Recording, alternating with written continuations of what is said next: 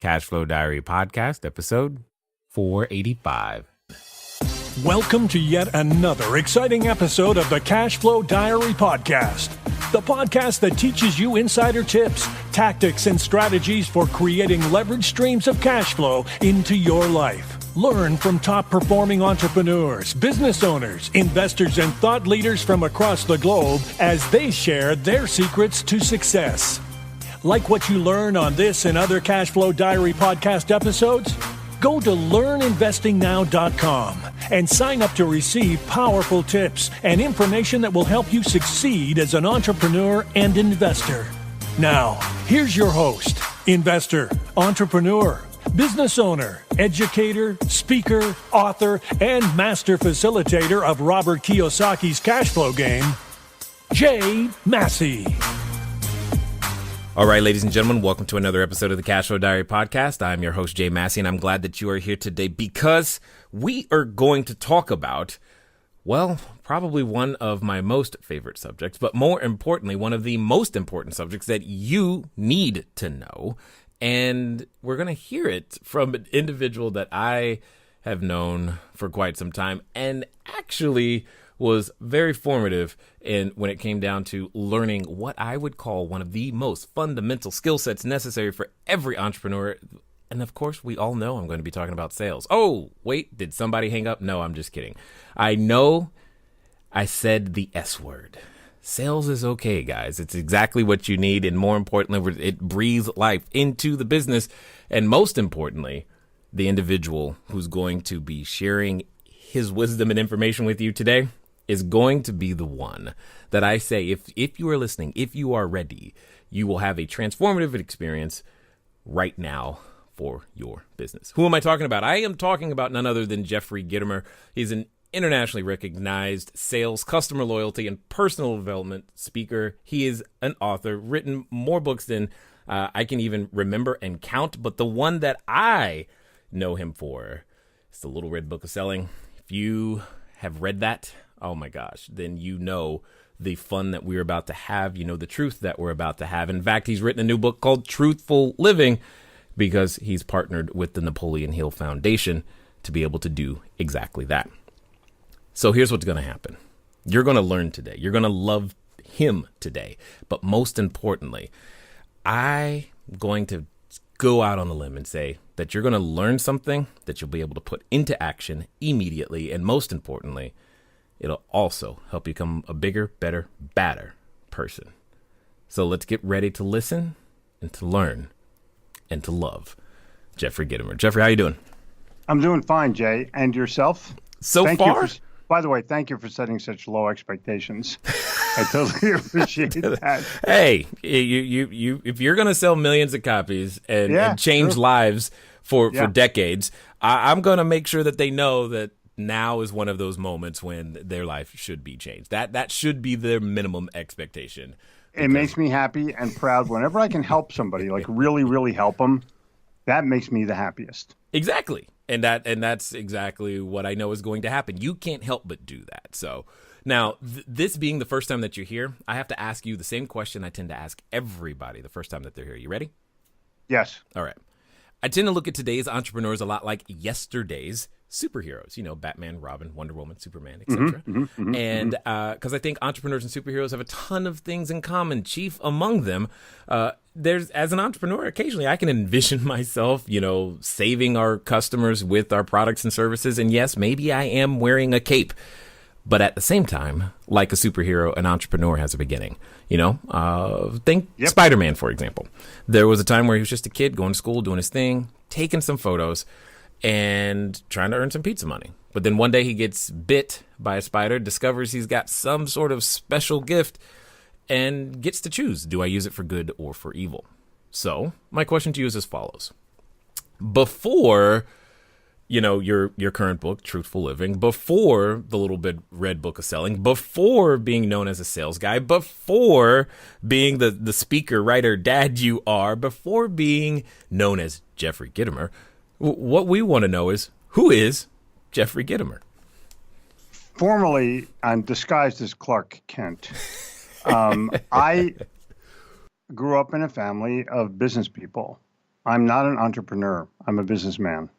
My grandfather was a businessman. My father was a businessman, and I have followed in their footsteps. I was given good genes. My mom and dad and most of our family is very smart. So I was born smart. And then I had to decide how I was going to use that intelligence for good or for evil. And I chose good. I chose writing. I chose speaking. And for myself, I chose learning. So, I've run that gamut pretty much my entire life. But let me share with your audience immediately something that they can do that I've done for the past 25 years. I wake up in the morning and I do one or all of 5 things. I read, I write, I prepare, and those 3 things cause me to think and create. So read, write, prepare, think, create. I've done that for 25 years, and so far I have written 15 books and given 2,500 speeches. So it's working. I'm going to do it for another 25 years, and then that's it. I'm going to quit. But I'm challenging the audience that when they wake up in the morning, they pretty much do nothing for themselves. And while they're sleeping or while they're fumbling around for their phone so they can check their email, I'm making money. And I think that those things are choices. Everyone wakes up and has a choice. Right. If you're going to have a good day or you're going to have a bad day, if it's, whatever the day is outside, it doesn't really matter. It's what's going on in your head. Everyone knows that. But what do you do with your allocated time? Not your managed time, your allocated time. You allocate an hour in the morning to yourself. And people are going, well, I got kids. Blah, blah. You know what? I have a 9-year-old daughter and I walk her to school. I'm with her every other week. So every week, including this morning, we park a few blocks away from the school and walk. And then I pick her up in the afternoon and we walk back to the car. So don't tell me you got kids. That's a bunch of crap. Everybody has some kind of necessary diversion. The question is, how do you dedicate time to yourself? How do you devote time to yourself? How do you allocate time to yourself to become more successful? Yeah, I like that. Now, there's something that you said at the beginning that I want to understand, because you made a distinction that I would love to hear you elaborate upon. You said, and I quote, I am not an entrepreneur, I am a businessman. There's a distinction there. I would love to hear what that distinction is. To me, a businessman who is someone whose family has been in business for themselves for generations. My grandfather had a plumbing and heating supply business. My father manufactured kitchen cabinets and countertops and metal parts for the government. I ran his manufacturing plant at the age of 19, 100 employees, unionized. And, it was in the 60s and it was a different time. But I'm telling you, when you're 19 years old and you're managing 100 people, you have a challenge. Entrepreneurs, on the other hand, are someone whose mom was a teacher, whose dad worked for General Electric for 30 years, and they bought a franchise. That's an entrepreneur to me. Got it. And it's a slight distinction, but I don't consider Jeff Bezos an entrepreneur. I consider him a businessman. Or Steve Jobs. He wasn't an entrepreneur. He was a businessman and ran a multi-billion-dollar business. Mine is only multi-million dollars, but it's a business and it's an enterprise. And I'm the head of that enterprise and I'm a businessman. My franchise is not for sale. That's okay for now. I mean, but everything's. But hold on, I thought everything was for sale. What do you mean? Yeah, it is. I've licensed. People can use my material, but you can't buy my intellectual property. There's no amount of money. Understood. So I take us on this journey, if you will, because as you said, you've written 15 books, 2,500 speeches. Do you just wake up one day and go, you know what? I'm going to be a writer. Is that literally, was that the genesis? How did that work? I started out in business for myself. I manufactured leisure furniture in the late 60s, and I manufactured imprinted sportswear in the early 70s. And I went to New York City and banged on doors and made sales. Oh, yes. So you can't rise to the level that I've risen to without actually having done it. Don't tell me that, you can't be the son of a great guy and be a great guy unless you have done the work. So I've done the work. I had factories. I carried stuff on my back to Manhattan. I cold called major buyers in major stores and major companies, sold millions of dollars, not thousands, millions of dollars worth of goods. And, I have the war stories to prove it. Because some people won't tell you the truth. Some people won't pay for what they bought. Some people will lie to you more than you will lie to them. And that's New York. I don't think I couldn't do what I do had I not had my comeuppance in Manhattan. And people from California don't understand that because they have a car that they polish and they sit in traffic. Yes. No offense. None taken. I gave up a car years ago because it was costing me money to actually drive. Right. So ridiculous. It's like, no, there's no sense in doing that. Jay, I live in Charlotte, North Carolina right now. I've lived here for 30 years, but during that time, I've maintained some residences every once in a while in New York City. I was just there for the better part of the last 3 years, and had an apartment and made more calls and made more deals and had more business. But if you're not Manhattan familiar, you can't build your business. Well, I don't want to say can't, but I'm going to just say you can build it faster, better in Manhattan because all the things you need are within 5 blocks. Understood. Or an Uber ride. An Uber ride. It's an Uber ride away. Not taxi, Uber ride. Interesting. Right. There's more Uber drivers right now in Manhattan than there are taxi drivers. Which is, again, I love as things continue to progress and make things happen. Now, speaking of making things happen, that's what every entrepreneur wants to do. And you mentioned you've actually mentioned 2 of what has become my favorite ways of getting business done. You were talking about banging on doors and cold calling, 2 things traditionally people would go, I want none of either. Right.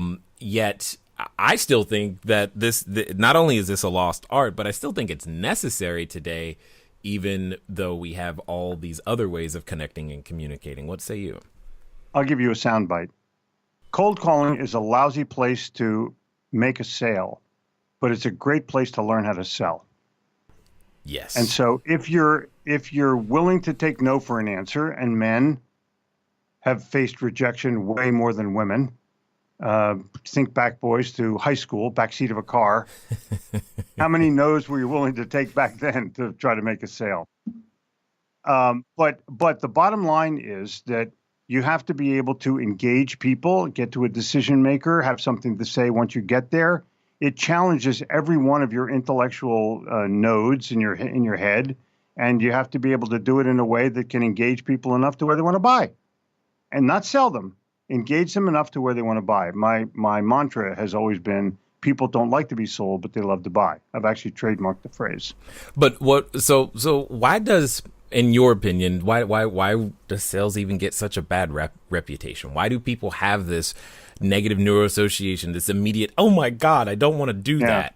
Do you own a car? Do I own a car? Yeah. Or have you ever bought a car? I have, but I dislike the process. Right, exactly. Everyone does.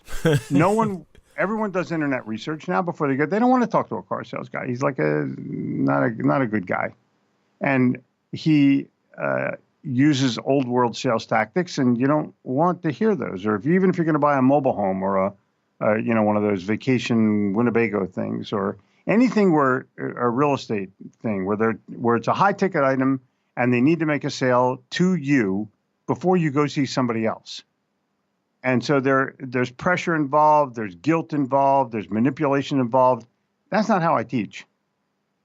I teach people to engage and then first to attract rather than go out. I teach them to attract people. You call me, or I don't know how we hooked up to be able to do this interview, but I get the interview because of who I am. You Google me and you go, oh shit, I got to talk to this guy. And I've been posting things online since there was online. And I try my best to put value out into the marketplace. And when I do, people call. Of the 2,500 speeches that I've given, I've never made a sales call. People call me up and go, hey, you wrote that sales Bible, didn't you? Or you wrote that little red book of selling, didn't you? I go, yeah. Yeah, we're having a sales meeting. I was wondering if you give speeches. Right. And that happens several times a week. Right. But it's only been happening for the last 25 years, so it's not, I don't know if it's going to work yet. It's a fad, actually. Right. It's a fad, right. But it's a consistent fad if I am consistent in my value message offerings. So if you're a listener and you're trying to build your business and you're trying to build your reputation, you can't do it by tweeting once a week or posting once a month. It doesn't work like that.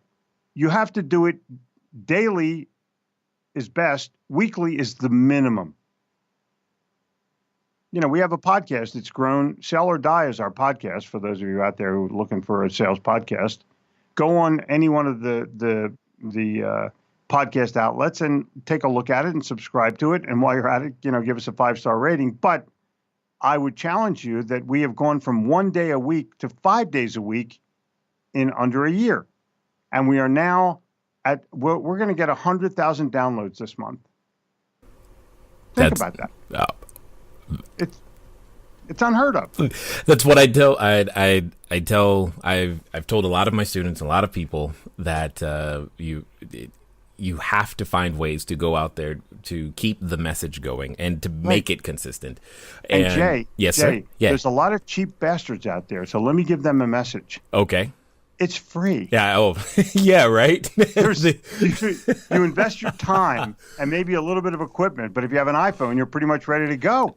But yet that is met with some resistance and disbelief. Right. And go get a job. It's like crazy at the Suncoast Mall, and piss people off over there.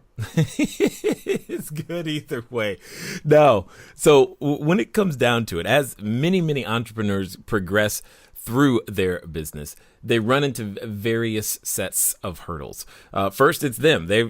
Chief. I call CEO Chief Everything Officer. Right. That's where you are. That's the stage. But there comes at a point at which, you're not doing everything, and at some point you got to let go of the baby, i.e., the sales process, and have somebody else doing that, and then they tend to experience having resistance of helping other people get through that process of, actually getting a good salesperson. So my question to you is, how on earth, as an entrepreneur, does someone hire and or train or find their sales superstar that can help them, or be just be 80%, maybe even 70% as good as they are, to go out there and represent and do exactly what we're talking about? Well, the first thing that the entrepreneur, the business person has to realize is that they have to let go of some of the things that they think the business can't live without them. I can promise you the business can live without you for almost anything unless you're an artist. Unless you have a supreme capability that nobody else. Well, hold on. You could say that sales is an art. I mean, I would say that. No, I couldn't. Why not? Say it. Okay, why not? It's a science, but it also has an art to it. Yeah, the art is, if there is an art, is never letting the other person feel like they're being sold. Agreed. That's the art. Agreed. Everything else is, the questions are science, the completion of a sale is a science, maintaining a relationship is a science, building rapport with someone is a science. It's all written in books, and it has been for 100 years about what to do and how to do it. But the art is to be able to make certain that you are perceived as a normal, likable, believable, trustworthy salesperson. I like you. I believe you. I have confidence in you. I trust you. Therefore, I may buy from you. That's the art part. I'm chuckling right now because those that have been following me for any length of time are probably going, "Oh my God, that's where Jay got that from." Because I always tell people, like, look, you don't want to be perceived as a salesperson, but you want to be a person who happens to sell things.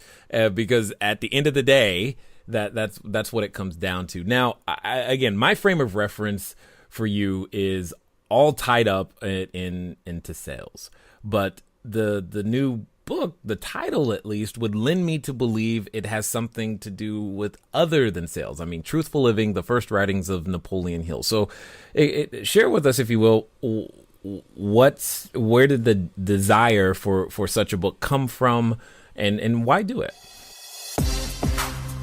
All right, everybody. Thanks for listening, and I'm glad that you are enjoying what you are hearing thus far. But here's one of the things that's really important. One of the most important things that you can do is get started. One of the things that I've said before, and I say again, once you get started, stay started. But more importantly, there can be lots of roadblocks to getting started. So what we're going to do is we're going to remove one of those roadblocks for you and make it a little bit easier. Because the thing that I don't want to stop you is thinking, do I need a local number? How about a long distance number? Or should it be 800? How on earth am I going to make that happen so that people can contact me as I'm out there building my business, making my cash flow grow? But most importantly, understanding that it doesn't have to be difficult.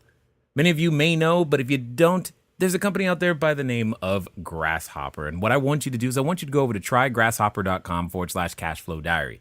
Grasshopper is the entrepreneur's phone system. It works like a traditional phone system, but requires no hardware to purchase, no software to install. It's just a number that flat works. So if you are out there building that distributed workforce across many different locations, it's a way for you to still go out there and make your number be unified, simple, easy to use, something we've been using for quite some time. So again, go over to trygrasshopper.com/cashflow diary. Now, let's get back to the rest of the story. Well, Napoleon Hill gave me my positive attitude. I read Think and Grow Rich in 1972 10 times with a bunch of other sales guys that were learning to sell. And we did a book report on one chapter a day for a full year. And the book only has 15 chapters. So we're going through the book every, 1.5 times a month. And after a while, you get it. You understand what the philosophy of Hill was, and you understand his challenges, and you understand his desire to help other people by following in his, not necessarily in his footsteps, but certainly in his beliefs and philosophies. And I did. And got a positive attitude, ran a bunch of successful businesses, and fast forward from that about 72, about 30 years. And I met the head of the Napoleon Hill Foundation. And I said, hey, I really owe you a debt of gratitude. Napoleon Hill gave me my positive attitude. Could I possibly do something for the foundation? He said, what do you have in mind? I said, well, I have a weekly email magazine. And right now, my weekly email magazine is at about 250,000 copies, subscribers a week. Let me do one for Napoleon Hill. I'll do it no charge. And you don't have to pay me anything. Just let me do a good job. Now, I've been doing that every Friday for 15 years. And so far, that's working.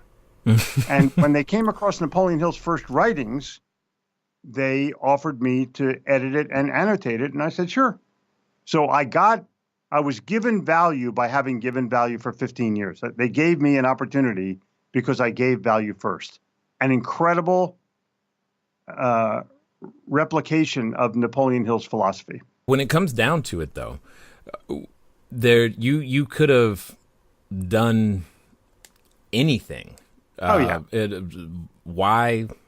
It could have been this could have been for lack of a better way of putting it, a sales slanted book from the archive, but it wasn't. No, I took his original words, which were put into a course in 1917 in Chicago, and all I did was annotate them. I didn't add anything to his words. I put my own words in to sort of make it 21st century. But every place my words appear in there, I make a different type so we can make it happen.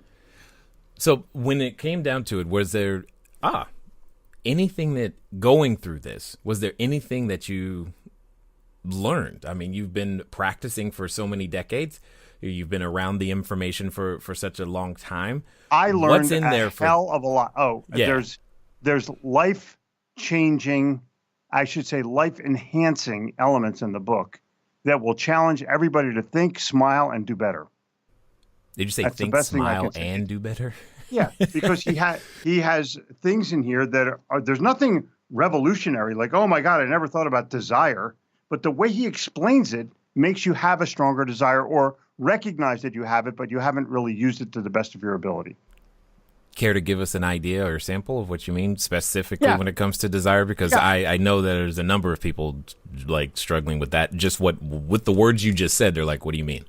What do you want to do, and how bad do you want to do it? And then what are you willing to do in order to be able to fulfill that element of emotion in your body? It's an emotion. Desire is an emotion. Mm-hmm. And some people want it bad and some people don't. But when I ask people... hold on. Okay, go Desire back. was the Eagles winning the Super Bowl, correct? Are you with me? I'm with you. I just don't follow football. They desired it way more than the New England piece of shit Patriots. Well, yeah, that's usually the case in a sporting event. Whoever wins desired it more. Yes. There's an entrepreneur here in Charlotte who had a food truck that sold cheesesteaks. And I found it somehow, was just walking down the main street in town. I bought it and I was at a food truck party or something and I found there. And they said where they were and I went and found them another time and I bought a few cheesesteaks from them. And I said, what are you doing here? Get a store, get a restaurant. And one day they opened up a restaurant, tripled their business on the best day they ever had, tripled their business the first day, sold the food truck the first week. And they've been in a store, a restaurant ever since. Mm-hmm. And I ate a cheesesteak there 2 days ago, and I said, come on, where's my shirt? And he brought me over one today. Indeed. Well, you gave him advice that you at least gave him advice worth the shirt. I challenged him about how good he was. Because people, and this is one of the other things of Napoleon Hill, is self-belief and self-confidence. Most people don't have that self-confidence or that self-belief unless it is foisted upon them by somebody else. At some point, somebody told Elon Musk, you're on the right track, or somebody told Jeff Bezos, you're on the right track, because they both went broke physically, if not mentally, several times. And all of a sudden, it worked. You could have bought Amazon for I could have bought Amazon for $2 a share or Apple for $2 a share. But the bottom line is, I try my best to help other people. That's part of my philosophy. And if I can instill greater belief in them, look what I've done. Look what the heck I've done. Okay. And I pay for my cheesesteak just like everybody else. He doesn't give me anything for free because I don't ask for anything for free. In fact, if he started to give me cheesesteaks for nothing, I wouldn't take them. I'd still pay him. Right. There's something that keeps being an undercurrent in everything and of who you are and how you speak, and I just want to make sure that everybody picks up on it. And you seem to have developed a philosophy of deposit before withdrawal, i.e., I will give and give and give without much expectation, knowing that someone. Expectation. And I don't have any I can hear it, and I just want to make sure that other people are hearing that same thing. But I also know that someone is saying right now, as we're talking about that, they're going, well, what if I'm in a situation where I can't afford to keep giving and I actually need to have an expectation at the same time? How can they make this transition and switch? You have to do a combination of both. You can't only give. At some point, you have to make a sale. But I can tell you that if you decide you want to give, like for example, salespeople ask me, well, Jeffrey, what's the best way to get a referral? And the best way to get a referral is give one. Because then the person feels that sort of sense of obligation, like they got to return the favor. Yep. I don't want to ask for it. I just want to stick guilt in there. You know what I mean? Yes. But here's the real deal. All of that giving value stuff or the giving advice stuff that I gave to Clover Joe, I learned it from Napoleon Hill. Understood.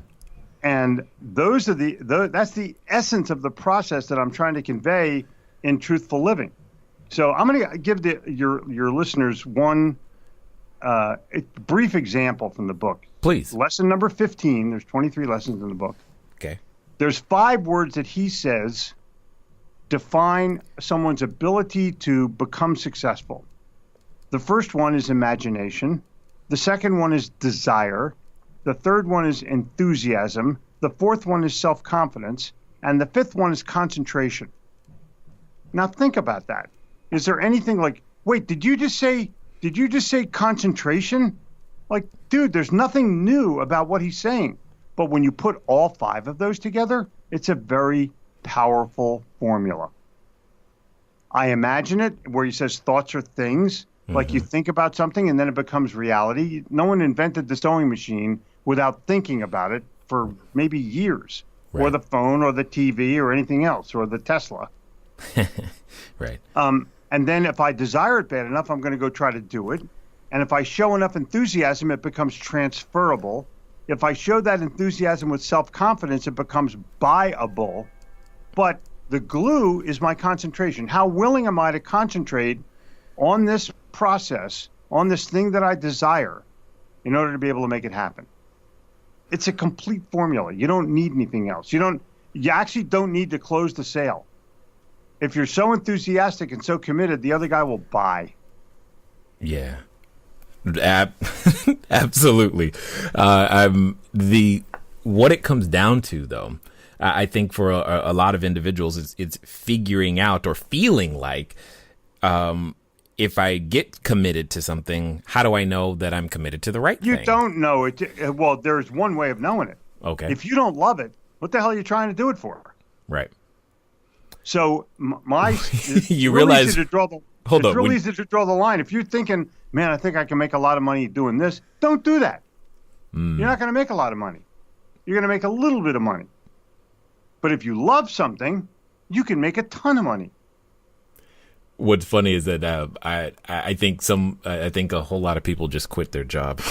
Well, do you think Aaron Judge got into baseball because he thought he could make a lot of money, or because he loved baseball? Love baseball? Exactly. But think of any athlete; they all love the sport. Well, they did at the beginning. By the way, they made a lot of money. Yeah, they did at the beginning. Some maybe find out. I mean, because I've had that experience where I'm like, oh, I enjoyed this. But as I get into it, for example, for me, it was photography. I still do love photography. But I cannot stand when people want to pay me to take photos of them. I'm like, I just don't want. That somehow it ruins it for me.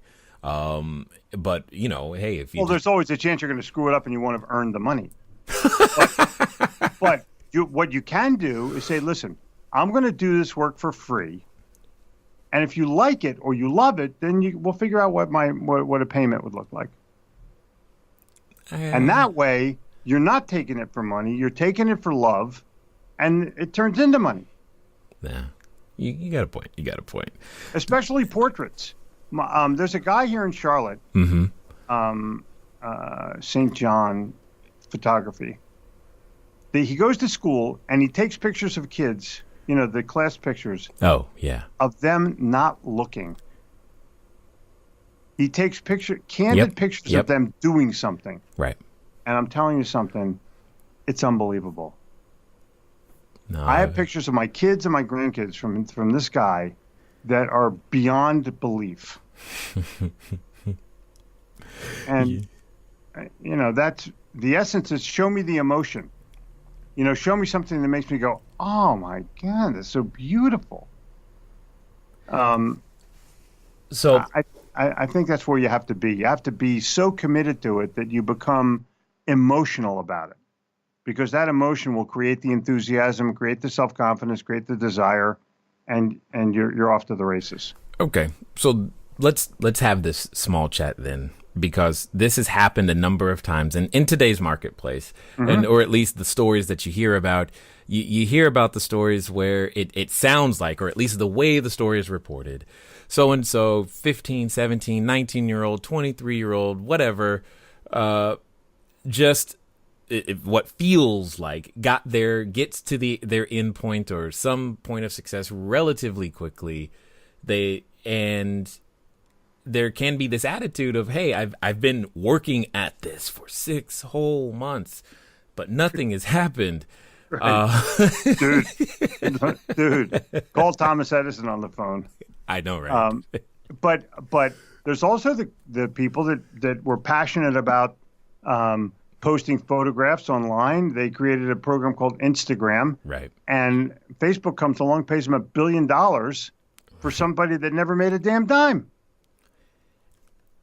Now they're gazillionaires. Well, yeah, but the question becomes is when we have limited resource of time and limited resource of energy, we can all be enthusiastic about a number of different things. How does one decide when it's time to switch? Something you love. Well, if you love multiple things, how do I know which one to pick? Oh, come on. You know it in a heartbeat.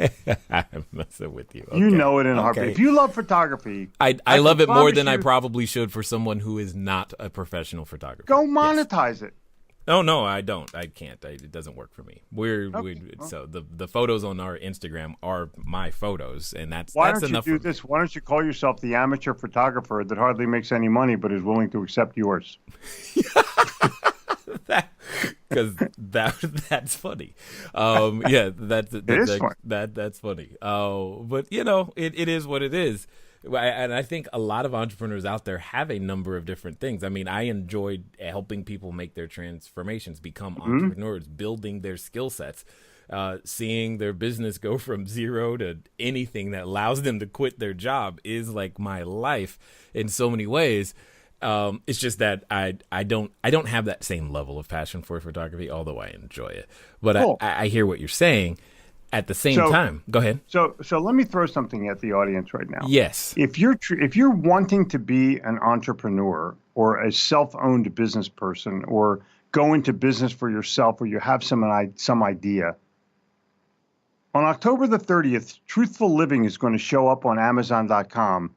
It will give you foundational information that will help you understand where you have to go once you have the idea. Thoughts become things. So you're thinking you want to do this, you're thinking you want to do this, you're thinking you want to do this. What's my formula for making that happen? And the formula is right here in easy to follow instructions. So easy, it's scary. I have a millennial working for me who I gave the book to 2 weeks ago. He finished the book yesterday and he goes, okay, I'm ready. I said, what do you mean? He goes, I just finished that book, changed my life. Cool. Okay. And the kid's on fire. I mean, he makes sales. He's going to make money, but he's going to make money. He's a good kid. Love it. He understood that this gave him the definitions of some of the things that he had been doing and the challenges of the things that he had not been doing that he should be adding to his capabilities, to his capability curriculum vitae. Yeah, totally understood. And I get that. So now if anyone for those that have been listening this far and have been enjoying the repertoire and just you, etc., and understanding everything, what's going to be the best way for them to get a little bit more and find out more about what you guys got going on? Well, go to Amazon and type in the word Gitomer. You'll see all my stuff will pop up. Go to my website and it's Gitomer.com, Gitomer.com. I have an online academy. It's called the Gitomer Learning Academy, all one word, .com. And those are the things you'll find. Or listen to our podcast, Sell or Die. It's an amazingly captivating podcast. I do it with my fiancée, Jennifer Gluckow. And it's fun to do. We do it every day. We love what we do. We interact really well. We have amazing guests. You could be one if you want to. Absolutely. Well, you have to qualify. You got to be smart and relatively skinny, and you're good. You qualify. I'm in. Yeah, exactly. No, you have to be smart, and you have to have an understanding of sales or an understanding of business, so that we can convey some of that message to our audience. And Absolutely. We call Sell or Die. We call our listeners diehards. Love it. Got a Facebook group, the private Facebook group. It's really cool. I mean, it's growing tremendously, and it hasn't even reached anywhere near its potential. I mean, we could easily, if we can do 250,000 downloads a month by the end of 2019, we could be at 1 million, 2020. Yeah, absolutely. I mean, there's more than enough interest and enough people out there who are connected for sure. And podcasts are about to, people think, well, podcasts are really popular. No. They haven't started exploding yet. Don't tell them all of our secrets, man. Well, sorry. It's all good. It's all good. Now, as we wind down, I've got a final question for you because I am eager to hear your answer. There is a listener I know right now who is standing at what I like to call the precipice of a decision. In fact, you could also the crossroads. I love the crossroads. Yeah, absolutely. They're standing in front of the superhero outfit store. They are ready to pick out their cape and tights, and they're like, you know what? I'm going to do this entrepreneur thing.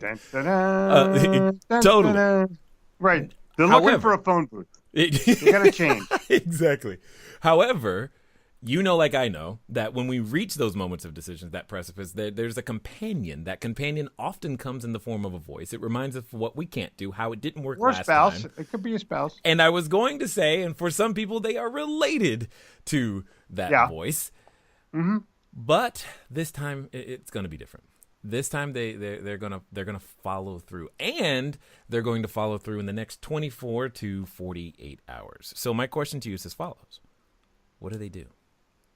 Rather than foam at the mouth about what they're thinking, try starting the conversation by asking the other person some questions about what they think you are capable of. Because most of the time, people give feedback in terms of themselves, and they think they're better than you.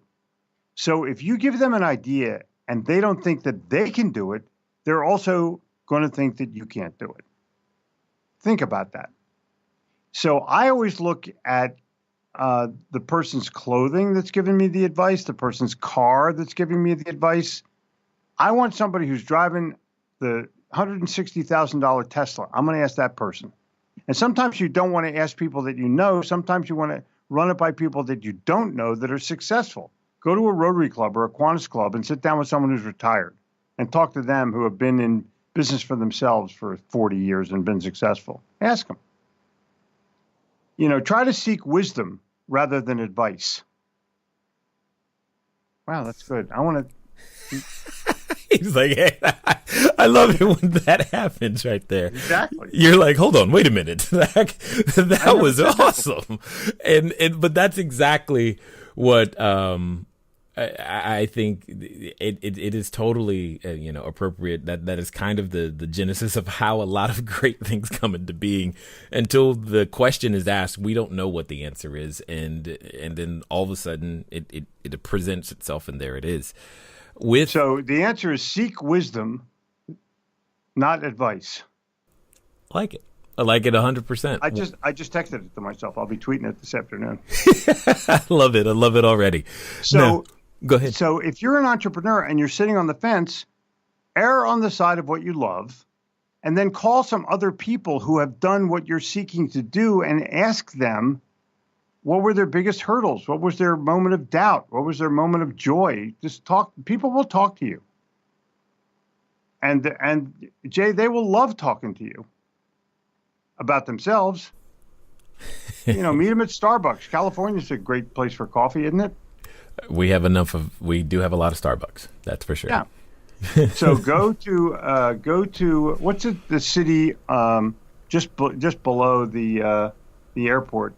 Irvine. No. Below that, on the coast. Newport Los Beach. Something or other. No, below Newport. Los. Yeah, something. No. The restaurant there is Las Brisas. It's up on the hill. Oh, you're talking about. Yep, I am. Yeah. Yes. Yeah, that one. I know. I know exactly. I have it pictured in my head because there's a Starbucks near there that I actually go to. Exactly. From time to time. Oh, whatever. But wherever you go, seek to look at some water at sundown. Yeah. And you'll come up with an answer. Seek some peace for yourself. Find a peaceful place and think it out. Totally understood, and I appreciate it. And I definitely appreciate the decades of work that you have put together, and the fact that you're out there letting us in with Truthful Living, letting us into the, hey, here's the secret sauce of where it all came from. Exactly. It's my honor to tell you that the secret sauce didn't come from me. It came from Napoleon Hill. Absolutely. All I'm doing is putting in the ingredients and stirring it up with a spoon. Right. Absolutely. And that's what I appreciate. You I mean, you have the humility to admit that, hey, here's where it came from. Here's what's going down. And you're sharing it with people. And as always, I definitely want to be the first to say I thank you for taking the time to share your knowledge, your wisdom, as well as your insight here with us today at the Cashflow Diary, sir. It's a pleasure. All right, ladies and gentlemen, you know what time it is. It's time for you to move at the speed of instruction. What does that mean? That means go get a copy, Truthful Living. Why? Because you know, like I know, that there's another thing that you need to go do, more importantly, learn, and most importantly, be able to teach yourself how to fish, because that's really what we're talking about here today. Then get over to Gitomer.com, Gitomer.com. Why? Because sales is necessary, and you know that your business could use a whole lot more oxygen. Ladies and gentlemen, it's been fun talking to you today. I look forward to talking to you soon. Until next time.